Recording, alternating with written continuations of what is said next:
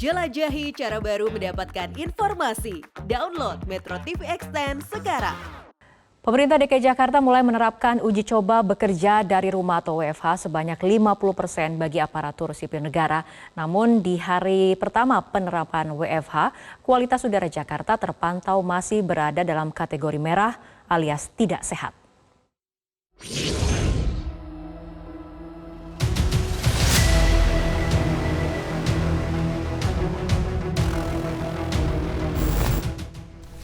Pemerintah DKI Jakarta mulai menerapkan uji coba bekerja dari rumah atau WFH sebanyak 50% bagi aparatur sipil negara. WFH diberlakukan mulai Senin 21 Agustus hingga 2 bulan ke depan. Kebijakan ini diambil sebagai salah satu upaya menurunkan dampak pencemaran udara. Namun, di hari pertama penerapan WFH, kualitas udara Jakarta terpantau masih berada dalam kategori merah alias tidak sehat. Berdasarkan aplikasi IQR yang diakses pada pukul 14 waktu Indonesia Barat, tingkat polusi udara masih berada di atas 130 atau tergolong tidak sehat untuk kelompok sensitif dengan tingkat polutan PM 2,5. 48 kali lebih tinggi dari ambang batas yang ditetapkan WHO. Kualitas udara lebih buruk bahkan terjadi pada pagi hari, yakni ada di angka 163, yang membuat Jakarta masuk ke dalam peringkat ke-6 kota dengan polusi paling tinggi di dunia. Hari pertama kebijakan WFH juga nampak tidak berpengaruh pada arus lalu lintas. Meski 50% ASN DKI bekerja dari rumah, jalanan ibu kota terpantau tetap padat. Meski demikian, sejumlah ASN menyambut baik kebijakan WFH yang diterapkan. Mereka berpendapat kebijakan ini bisa membantu menekan polusi udara. Saya rasa memang sedikit efektif ya, karena apa? Kan yang faktor utama itu dari kendaraan itu. Polusi yang utama ya kan dari lokal sendiri gitu loh. Kalau mengurangi polusi udara sih kalau pendapat saya efektif juga ya. Karena kan dari faktor untuk polusi itu dari kendaraan-kendaraan bermotor juga yang memang cukup banyak di DKI Jakarta ini memang. Ya, menurut saya sangat efektif ya Mas, karena seperti yang kita tahu penyebab utama polusi udara itu sendiri di Jakarta itu karena kendaraan bermotor.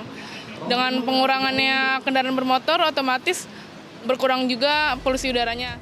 Padahal buruknya kualitas udara di Jakarta tidak hanya disebabkan polusi dari kendaraan.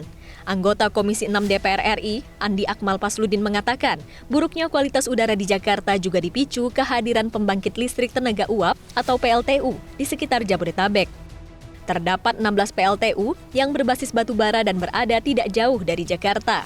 10 di antaranya berlokasi di Banten dan sisanya tersebar di Jawa Barat. Bahkan PLTU Cikarang Babelan, Kabupaten Bekasi, Jawa Barat menjadi yang terdekat dengan Jakarta. Jaraknya hanya 25,87 km dari Monumen Nasional di Jakarta Pusat.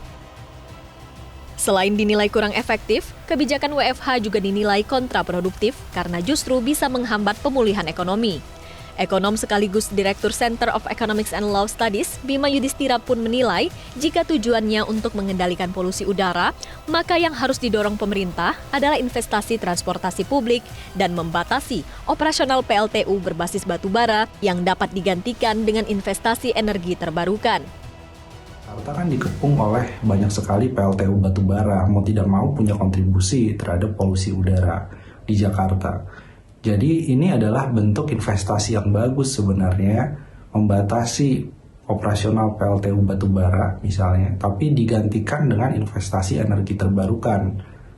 Dan yang berikutnya lagi adalah proses industri, kawasan industri, baik di Jakarta dan di sekitar Jakarta, di Banten, kemudian di Jawa Barat, ini harus mulai masuk pada fase dekarbonisasi. Buruknya kualitas udara di DKI Jakarta sebenarnya sudah terdeteksi sejak belasan tahun yang lalu. Namun hingga saat ini, belum ada solusi jangka panjang untuk memperbaiki kualitas udara. Langkah kolektif pun sangat diperlukan, tidak hanya solusi yang berbasis pada intervensi kepada masyarakat, tapi juga solusi yang lebih konkret yang bisa menyentuh akar masalah polusi udara secara menyeluruh. Tim Liputan, Metro TV.